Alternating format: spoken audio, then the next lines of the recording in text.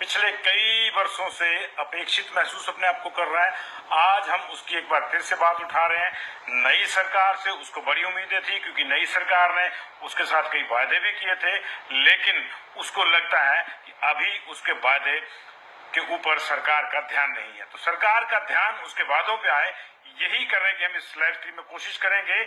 और आज हमारा जो मुद्दा रहेगा वो रहेगा कि जितने भी पेंडिंग रिजल्ट्स हैं अब तक, जो कर्मचारी चयन आयोग ने निकालने थे, जिनकी परीक्षाएं हो गई हैं, अब सिर्फ रिजल्ट निकालना बाकी है। कुछ मामलों में तो परीक्षाएं भी हो गई हैं, रिजल्ट भी निकल गया है, और अब सिर्फ और सिर्फ पोस्टिंग होनी बाकी है। तो उन तमाम मुद्दों पर आज हम चर्चा करेंगे, क्योंकि 1, 2, 100, 1500, 1000, 2000 का मामला नहीं है, ये लाखों उन बच्चों का मामला है जो रोज सुबह इस उम्मीद में जगते हैं कि उनकी नौकरी आज लग जाएगी, और रात को इस फ्रस्ट्रेशन के साथ सोते हैं कि आज भी कुछ नहीं हुआ, पता नहीं कब होगा। आप इसको शेयर करें, ये बहुत ही अहम मुद्दा है। तमाम वर्गों के अपने हक हैं, चाहे वो कर्मचारी हैं, उनको उनका हक मिला, हमने उनकी आवाज उठाई, अच्छी बात है। महिलाओं की आवाज हम लगातार उठा रहे हैं कि जो गारंटियों की बात सरकार ने करी है वो दी जानी चाहिए। लेकिन एक वर्ग इस पूरे प्रक्रिया में कहीं ना कहीं अछूता रह जाता है, उसको कोई टच नहीं करता, वो है बेरोजगारों का वर्ग। लेकिन वही वर्ग सबसे इंपॉर्टेंट है। हम देश के आगे जाने की बात करते हैं तो बात यूथ से ही शुरू होती है। बिना यूथ के हम आगे नहीं जाएंगे, लेकिन यूथ के पास अगर रोजगार नहीं होगा, वो इसी बात को लेकर परेशान रहेगा, फ्रस्ट्रेट रहेगा कि उसकी नौकरी कब लगेगी, तो चिंता है। नौकरियां लगवाने के लिए हिमाचल प्रदेश में 2 संस्थाएं मूल रूप से काम करती हैं, एक प्रदेश लोक सेवा आयोग और एक कर्मचारी चयन आयोग। कर्मचारी चयन आयोग में कुछ धांधलियां हुई, कुछ पेपरों में जो है धांधलियां पकड़ी गई, सरकार ने भ्रष्टाचार को वहां पे चिन्हित किया और उसकी जांच हुई, लेकिन उसके चलते चलते कर्मचारी चयन आयोग जो है वो भंग कर दिया गया। उसके बाद से ये समस्या आई, कर्मचारी चयन आयोग भंग हुआ। हम ये ऐसा नहीं कह रहे कि गलत हुआ, वहां भ्रष्टाचार था, उस भ्रष्टाचार को मिटाना जरूरी था, उसकी जांच जरूरी थी। लेकिन उस प्रक्रिया में क्या हुआ कि जो कर्मचारी चयन आयोग भंग हो गया, तो फिर उसकी जो सारी प्रक्रिया थी नौकरियां देने की, वो रुक गई। और बार बार इस बात पे सवाल उठ रहे हैं कि क्या कर्मचारी चयन आयोग को भंग करना जरूरी था? क्या ये संभव नहीं था कि आप तमाम कर्मचारियों को हटा देते, चाहे उनकी कोई शमूलियत उस भ्रष्टाचार में है या नहीं है, क्योंकि सारे भ्रष्टाचारी नहीं होंगे और सारे ही पाकदामन नहीं होंगे। आप उनको हटा के नए कर्मचारी वहां लगाइए और वो जो व्यवस्था बनी हुई है उसका काम चलाते रहिए। लेकिन हुआ क्या कि इस व्यवस्था के परिवर्तन के चक्कर में पूरी व्यवस्था ही बैठ गई, और अब आलम यह है कि लाखों बेरोजगार परेशान हैं कि उन्होंने जो रिजल्ट उनका अवेटेड है, जो उन्होंने जो टेस्ट क्लियर किया है, उसका क्या होना है, होगा अभी या नहीं होगा, या कहीं कैंसिल हो जाएगा। ये तमाम चीजें उन तमाम लोगों को जो रोजगार की तलाश में हैं, उनको जो है अब साथ तक ले गई हैं। लोग फ्रस्ट्रेट हो गए हैं, हमारे युवा फ्रस्ट्रेट हो गए हैं जिन्होंने ये पेपर दिए थे, क्लियर किए थे, क्योंकि पेंडिंग रिजल्ट ही लगभग 42 कोर्स के हैं। 42 पोस्ट कोड ऐसे हैं जिनके पेपर हो चुके हैं, रिजल्ट आना बाकी है, और इनमें से कुछ के तो रिजल्ट भी आ गए लेकिन पोस्टिंग नहीं हो रही है कि जी जांच चल रही है। अब हमारी समझ से ये बाहर है कि ऐसी कौन सी जांच चल रही है जो बीरबल की खिचड़ी बनी हुई है। मुख्यमंत्री ने जब आयोग को भंग किया था, उन्होंने कहा था कि अगले 30 दिन में नई व्यवस्था आएगी। 30 दिन बाद उन्होंने कहा कि अभी थोड़ा सा और समय लगेगा। इसी बीच में जांच जारी हुई, उसमें भी कहा कि महीने के भीतर एसआईटी अपनी रिपोर्ट देगी। लेकिन मामला लंबा खिंच गया, ये 100 दिन से ज्यादा का हो गया। 100 दिन हो सकता है सिस्टम में काम करने वाले सरमाएदारों के लिए कुछ भी ना हो, अफसर हैं, धीरे धीरे जगते हैं, लेकिन 100 दिन उन लोगों के लिए बहुत ज्यादा होते हैं जिनके लिए बेरोजगारी एक बहुत बड़ा चुनौती है, एक बहुत बड़ा एक उनके सामने अवरोध है। उनके लिए 100 दिन की बात छोड़ी जनाब, 100 घंटे काटने मुश्किल हो जाते हैं। इन लोगों ने एक यात्रा भी निकाली, शिमला भी गए, एक बार गए, दूसरी बार गए, तीसरी बार गए। इसी सरकार की बात कर रहा हूं, पिछली सरकार के टाइम में तो ये कई बार गए, लेकिन समस्या जो है जस की तस बनी हुई है। अभी आपने देखा होगा जब ये लोग शिमला में प्रदर्शन कर रहे थे तो कुछ लोग इतने ज्यादा परेशान थे कि उन्होंने ये भी कहा कि कल को अगर कोई 19-21 हो जाती है, कोई बच्चा आत्महत्या कर लेता है तो उसकी जिम्मेदारी किस पे होगी। एक बच्चे को मैं सुन रहा था, वो कहता है कि मेरे बाप ने बोल दिया है कि भैया तू अपने अधिकार के लिए नहीं लड़ सकता तो तू क्या कर सकता है।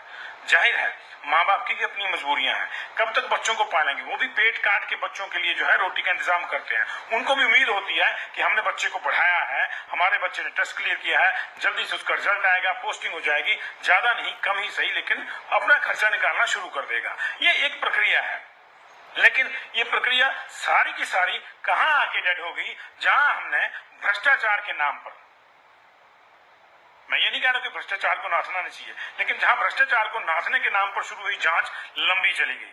मुख्यमंत्री की मंशा पे हमें कोई शक नहीं है, वो साफ तौर पे उनकी मंशा क्लियर है कि वो भ्रष्टाचार से समझौता नहीं करना चाहते और नहीं करना चाहिए, कोई भी नहीं करेगा, हम भी नहीं करेंगे, आप भी नहीं करेंगे। लेकिन जो सिस्टम है वो उनकी इस मंशा को इतना स्लो कर दे रहा है कि वो मंशा की जो पूर्ति है वो देर से हो रही है, और यही देर जो है वो अब दुरुस्त नहीं कही जा रही है। पहले तो कहते हैं ना कि देर आए दुरुस्त आए, लेकिन यहां देर दुरुस्त नहीं है, यहां देर जो है दुरूह होती जा रही है, परेशानी पैदा करती जा रही है। इसलिए हम माननीय मुख्यमंत्री से आग्रह करते हैं कि जनाब, जो 16 पोस्ट कोड अंडर स्कैनर है भ्रष्टाचार को लेकर, 16 पोस्ट कोड की 16 पेपरों की एक लिस्ट थी, वो अंडर स्कैनर है, वो आई है। उसके अलावा जो 42 में से अगर ये 16 उन 42 में भी है, तो ये जो है बाकी 26 का तो रिजल्ट डिक्लेयर कर दिया जाए, क्योंकि व्यवस्था रुक जाएगी तो परिवर्तन का भी कोई लाभ नहीं होगा। तो 42 पोस्ट कोड है, देखिए 971 है लाइनमैन का, 972 है सबस्टेशन अटेंडेंट का, 973 है इलेक्ट्रीशियन का, 974 है इलेक्ट्रीशियन पावर हाउस का, 975 इलेक्ट्रीशियन का। इसके अलावा जो है 980 कोड नंबर है, 928 है, 958 है, 962 है, 976, 975। देखिए 974 का फाइनल रिजल्ट पेंडिंग है, 975 का भी फाइनल रिजल्ट पेंडिंग है, 976 का भी फाइनल रिजल्ट पेंडिंग है, और 979 का 979 का भी जो है फाइनल रिजल्ट पेंडिंग है, 980 का भी फाइनल रिजल्ट पेंडिंग है। मतलब ये सारी प्रक्रिया हो गई है, रिजल्ट पेंडिंग है। और 991 की स्क्रीनिंग रिजल्ट पेंडिंग है, 992 की डॉक्यूमेंटेशन पेंडिंग है, 993 का जो है स्क्रीनिंग है, 996 का स्क्रीनिंग है, 1003 का रिटन एग्जाम जो है वो पेंडिंग है। ठीक है, रिटन एग्जाम जो पेंडिंग है वो समझ में आते हैं, लेकिन जिनकी कुछ ऐसे भी हैं, जैसे लॉ ऑफिसर है, इसके विद्युत विभाग में लगना है, विद्युत बोर्ड में लगना है, लॉ ऑफिसर है, नर्सेज का एक पोस्ट कोड है, एक लैब टेक्नीशियन का पोस्ट कोड है। इनकी तो पोस्टिंग होनी है, सिर्फ रिजल्ट भी आ गया है लेकिन पोस्टिंग भी नहीं हो रही है। अधिकारी ये कह रहे हैं कि जी जांच चल रही है इसलिए पोस्टिंग नहीं करते। भैया जब पोस्टिंग हो गई है तो जांच चल रही है, ठीक है भैया, जब रिजल्ट निकल गया है, डिक्लेयर हो गया है कि कैंडिडेट जो है सिलेक्टेड है, तो आप क्यों उसको रोक रहे हैं? और वो भी तब जब वो पेपर अंडर स्कैनर नहीं है, उसको लेकर विजिलेंस ने भी अपनी सूची में उसको नहीं रखा है कि उसकी जांच हो रही है। तो जिनकी जांच नहीं हो रही कम से कम उनके निकाल दीजिए। इससे देखिए सरकार को ही लाभ होगा। लाखों लोगों ने ये टेस्ट दिए हैं, हजारों ये पद हैं। अगर ये क्लियर हो जाते हैं तो सरकार के ऊपर जो नौकरियां देने का दबाव है वो ऑटोमेटिकली उतना कम हो जाएगा। जो कहा जा रहा है कि हमको हर साल 1 लाख नौकरी देनी है, अभी हम 5000 दे रहे हैं, हम 30 दे रहे हैं, वो ऑटोमेटिकली कम हो जाएगा, क्योंकि उतने लोग जो है वो नौकरी पे लग जाएंगे। ये प्रक्रिया चलती रहनी चाहिए। कोई भी प्रक्रिया जब रुक जाती है तब समस्या आती है। जो ठहराव है वो निश्चित तौर से बड़ा दिक्कत वाला होता है। इसलिए माननीय मुख्यमंत्री के ध्यान में हम लोग ये मामला लाना चाह रहे हैं कि इन लोगों की सुध लीजिए। आपकी सरकार का नारा है सुख की सरकार। हर वर्ग सुख प्राप्त कर रहा है, किसी को ज्यादा है किसी को कम है, लेकिन सबको उनका ड्यू मिलेगा। और अभी तो 5 ही महीने हुए, 5 साल की सरकार है, धीरे धीरे सभी का नंबर आएगा। लेकिन ये एक बहुत अहम समस्या है माननीय मुख्यमंत्री जी कि टेस्ट हो गया है, रिजल्ट निकल गया है, पोस्टिंग पेंडिंग है। टेस्ट हो गया है, फाइनल रिजल्ट पेंडिंग है, सारी कुछ चीजें होगी, डॉक्यूमेंटेशन होगी, स्क्रीनिंग पेंडिंग होगी, और वो भी तब पेंडिंग है जब उन पेपर्स को लेकर कोई इफ्स एंड बट्स नहीं है। जहां है वहां करें। दूसरा एक और भी माध्यम हो सकता है, अफसर करना चाहें तो बहुत कुछ कर सकते हैं। सारी चीजें मुख्यमंत्री ने थोड़ा करनी है, मुख्यमंत्री ने तो एक गाइडलाइन देनी है कि भैया ये कीजिए वो कीजिए, लेकिन अफसर जो है वही घालमेल करते हैं। अब वो बैठ गए चौकड़ी मार के कि हमने कुछ नहीं करना चाहिए, मुख्यमंत्री ने कह दिया भंग कर दिया बोर्ड। मुख्यमंत्री ने यह भी कहा है कि हम इसको जल्दी लागू करेंगे। माननीय मुख्यमंत्री जी, एक हल ये भी है इसका, जो अफसरों ने शायद आपको नहीं बताया, कि आप अधीनस्थ कर्मचारी चयन आयोग का स्टाफ को बदल दीजिए, जो वहां पे था उनको कहीं अन्यत्र ले जाइए, पूल में रख दीजिए। फिलहाल जब तक आपको लगता है कि इसमें से कुछ लोग दोषी होंगे, पूल में रखिए, लेकिन नया स्टाफ लगाकर उस संस्थान को आप रनिंग कंडीशन में ला दीजिए। अन्यथा क्या होगा कि बहुत दिन अगर वहां हो जाएंगे तो वहां सारी व्यवस्था भी जंग के आड़ में चली जाएगी, जंग लग जाएगा सारी व्यवस्था को, इक्विपमेंट से। फिर क्या होगा कि जो नए अधिकारी आएंगे वो अपनी फाइल चलाएंगे, हमारे कंप्यूटरों को जंग लग गया जी, हमारे सिस्टम को ये हो गया जी, हमारा हो गया, फिर वो सिस्टम जुटाओ ये जुटाओ। इस सारे मामले में प्रक्रिया और बाधित हो जाएगी नौकरियां देने की, जो निरंतर चलती रहनी चाहिए। हर महीने 2 या 3 एवरेज टेस्ट वो कर्मचारी चयन आयोग लेता था, पिछले 3 महीने से ये बंद है। आप सोच सकते हैं कि कितना नुकसान हो रहा होगा। ठीक है, पब्लिक सर्विस कमीशन के थ्रू आप भर्तियां करने की बात कर रहे हैं, लेकिन वहां भी दिक्कत यह है कि उनके पास स्टाफ नहीं है। उनका काम पहले कुछ और था, अगर उनसे भी करवाना है तब भी जल्दी जल्दी करवाना पड़ेगा, वहां स्टाफ नहीं है, वहां नियम भी बदलने पड़ जाएंगे।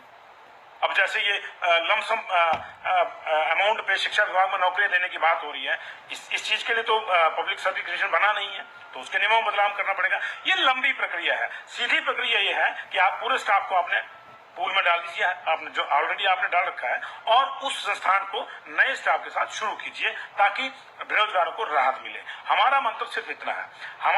हमें सरकार की मंशा पे, हमें मुख्यमंत्री की मंशा पे कोई शक नहीं है।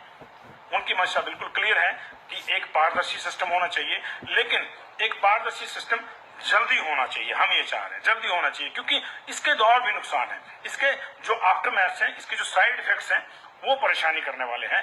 बच्चे बहुत ज्यादा साथ में हैं, बहुत ज्यादा मैसेज हमको आते हैं, कुछ लोगों के फोन भी आते हैं जिनके पास फोन नंबर है, कोई लोग हमको फेसबुक पे मैसेज भेजते हैं, कोई व्हाट्सएप पे भेजते हैं। बहुत परेशानी के दौर से बेरोजगार लोग गुजर रहे हैं। इस परेशानी को अगर कोई दूर कर सकता है तो माननीय मुख्यमंत्री जी आप दूर कर सकते हैं, क्योंकि आपने ये परेशानी झेली है, आपने पढ़ाई के साथ साथ नौकरी करी है। हमें व्यक्तिगत रूप से मुझे मैं अच्छी तरह से याद है कि जब आप यूनिवर्सिटी में पढ़ाई करते थे, शाम को आप इवनिंग में नौकरी करते थे ताकि अपना खर्चा निकाल सके। वो समस्या अभी भी आम युवा की वैसी ही है, बल्कि और बढ़ गई है। आपके जमाने फिर भी थोड़े ठीक थे, अब जमाने और खराब हैं। अभी भी बहुत से लोग जो है परेशानी में इसमें हैं और इसी तरह से कर रहे हैं। इसलिए आपने ये दंश झेला है, आप इसके दर्द को बेहतर समझते हैं और आप ही इस दर्द को दूर कर सकते हैं। और इसका सबसे जो सुगम उपाय है, इसका तुरंत इलाज शुरू हो जाए। क्यों इतनी लंबी जांच चल रही है, ये भी हमारी समझ से बाहर है। हो सकता है कोई बड़ी चीजें हों, इसलिए हम ये भी नहीं कह रहे कि इसको लंबे नहीं चलना चाहिए, लेकिन कुछ चीजें ऐसी हैं जिनको निरंतरता चाहिए, और किसी जांच के नाम पर उन चीजों को अगर रोक दिया जाता है तो प्रवाह रुक जाता है। नौकरियों का प्रवाह रुक जाएगा तो कई चीजें रुक जाएंगी। कोई ओवरेज हो जाएगा, कोई फ्रस्ट्रेट हो जाएगा, कोई उल्टा सीधा कदम उठा लेगा, खुदा ना करे कि ऐसा हो। और जो मेरे भाई देख रहे हैं जिन्होंने पेपर किए, मैं उनसे ये कहूंगा कि संयम रखें। हमारे मुख्यमंत्री ने खुद ये दर्द झेला है, वो खुद अपना खर्चा पढ़ाई के दौरान निकालते थे नौकरी करके, इसलिए उनको पता है कि रोजगार की अहमियत कितनी है। पता सबको ही है, लेकिन जिसने दर्द झेला होता है उसको ज्यादा पता होता है। उनका ध्यान इस पे है, थोड़ा सा हम भी आप जो उनको दिलाना चाह रहे हैं, इस मामले में थोड़ी जल्दी कीजिए। ठीक है, आपकी 2 बाकी गारंटियां हैं, वो बात की बात है, चल रही है साथ साथ में। महिलाओं वाली गारंटी के आपने 2 स्टेप पूरे कर दिए हैं, ओपीएस भी पूरा हो गया है, लेकिन बेरोजगारों की सुध भी बहुत जरूरी है। बहुत बड़ा वर्ग है ये भी, और इसकी सुध भी जरूरी है। और इसकी सुध का सीधा सा तरीका यही है कि आप जो है भर्तियों की प्रक्रिया को शुरू कर दीजिए और डिक्लेयर पेंडिंग रिजल्ट, जो हमने कहा, जो लोग हमें देख रहे हैं, चाहे ये सिकंदर जी हैं, चाहे विजय ठाकुर जी हैं, अगर आप हमसे सहमत हैं तो इसको जो है आप शेयर भी कीजिए, ताकि ज्यादा से ज्यादा लोग शेयर करेंगे तो मुख्यमंत्री के पास जल्दी पहुंचेगा। हम व्यक्तिगत रूप से भी उनसे बात करेंगे और हम लगातार करते भी रहते हैं, और ये जो है ये मामला अगर जल्दी सुलझ जाए तो बेहतर है। तो इतना ही, एक फिर से अपील माननीय मुख्यमंत्री से, आप जमीन से जुड़े हैं, आपने हर जो दौर है मुफलिसी का वो देखा है और उससे निकले हैं, आपने बेरोजगारी का दौर देखा है, आप सबका दर्द समझते हैं, सबको आपसे उम्मीदें हैं। उम्मीदें ज्यादा हों तो थोड़ा परेशानी हो जाती है, लेकिन उसमें फिर आप जो है निश्चित तौर से सक्षम है, हम ये मानते हैं। इसलिए आपसे हमारी यही गुजारिश है कि ये जो पेंडिंग रिजल्ट्स हैं पहले, और जो अंडर स्कैनर नहीं है खासतौर से, उनको जो है क्लियर कर दी जाए तो ज्यादा बेहतर होगा। उससे बहुत सा जो आपके ऊपर दबाव है नौकरियों का वो भी दूर हो जाएगा, और बहुत से लोगों की जो है वो भी क्लैरिटी हो जाएगी कि अगर कोई पास हुआ तो अच्छी बात है, नहीं हुआ तो नए टेस्ट की तैयारी करेगा। अभी तो समस्या है कि बीच में फंसा हुआ है, उसको लगता है कि मैं नए टेस्ट की तैयारी क्यों करूं जब मुझे यही हो जाना है। हर आदमी को ये लगता है मैंने टेस्ट दिया होगा, मेरा क्लियर हो गया होगा, रिजल्ट की मैं वेट कर रहा हूं, तो मुझे लगता है कि यार मैंने पास तो ही जाना, मैं नहीं की क्यों करूं। इस पूरी प्रक्रिया में परेशानी आती है और खुदा न खास्ता जब किसी का फिर फाइनल रिजल्ट में वो सिलेक्ट नहीं होता है तो फिर और दिक्कत हो जाती है, उसको लगता है उसका समय चला गया। तो ये सारी चीजें जो है मुझे लगता है कि समय नहीं हमको गंवाना चाहिए। आपसे माननीय मुख्यमंत्री जी एक बार फिर से आग्रह है कि इस ओर ध्यान दीजिए और पेंडिंग रिजल्ट्स को निकलवाइए, खासतौर से जो पोस्ट कोड जो है अंडर स्कैनर नहीं है, जो जांच के दायरे में नहीं है, जो विजिलेंस की लिस्ट में नहीं है। 42 अभी मैंने आपको बताया, उस पर ज्यादा भी हो, उस पर कम भी हो, 16 बिजनेस के हैं उन्होंने बताए थे, उस तो 2-4 और आ जाए, उस तो 2-4 उसमें से 10-12 क्लीन भी निकल जाए। वो एक प्रक्रिया है, उसको चलने दीजिए, लेकिन साथ साथ में जो मेन प्रक्रिया है उसको बाधित ना कीजिए। काइंडली नौकरियां के जो टेस्ट है वो भी शुरू कर दीजिए और जो हो चुके हैं उनके जो है रिजल्ट निकाल दीजिए। और मजेदार बात मैं आपको बता रहा हूँ कि कुछ पोस्ट कोड तो ऐसे हैं जिनकी पोस्टिंग ही होनी है, सब कुछ हो गया है, पोस्टिंग का इंतजार करें लोग, लेकिन वो भी इस बात पर रोक दी कि वहां पे जांच चल रही है। अगर कोई बड़ी समस्या है तो ऐसे तमाम कैंडिडेट्स के ऊपर एक इस तरह से राइडर लगाया जा सकता है कि कल को अगर कोई इस तरह की घपलेबाजी पाई जाती है तो उसकी जिम्मेदारी होगी और फिर लोगों की जो पोस्ट कोड है उसको जो है वापस लिया जा सकता है। लेकिन कोई ना कोई रास्ता निकालना होगा, कोई ना कोई रास्ता निकालना होगा। लिटिगेशन वाले मामले ठीक है, अपनी जगह है, वो कोर्ट में है और वहां की प्रक्रिया को पूर्ण करके ही वहां से आएंगे और बिल्कुल आएंगे, वो भी आएंगे ही, ऐसी कोई दिक्कत नहीं है। लेकिन जहां लिटिगेशन नहीं है, जहां लिटिगेशन नहीं है और जहां अंडर स्कैनर भी नहीं है, उनको जो है डिक्लेयर किया जाए पेंडिंग रिजल्ट्स को। और आयोग को खास तौर से मैं एक बार फिर से अपील करना चाहता हूं, आयोग को तुरंत प्रभाव से फंक्शन किया जाए, इसकी फंक्शनिंग शुरू कर दी जाए, स्टाफ बदल दो, नया ले आइए। किसकी हिम्मत है जो आपके आगे चूं करेगा। लेकिन ये सिस्टम जो चलना चाहिए, ऐसा नहीं है कि सारी जांच आएगी। अब मान लीजिए 3 महीने हो ही गए हैं, 1 महीने का टाइम था, 3 हो गए, 3 और निकल गए, तो 6 महीने की जो प्रक्रिया है अगले 6 साल को बाधित करेगी। बहुत बहुत शुक्रिया आप लोगों का, थैंक यू वेरी मच। अगर आप लोग मुझसे सहमत हैं तो इस पर कमेंट भी कीजिए और इसको शेयर भी कीजिए। ये बहुत जरूरी है, आपका मसला है, ये आपका मसला है। Thank you very much.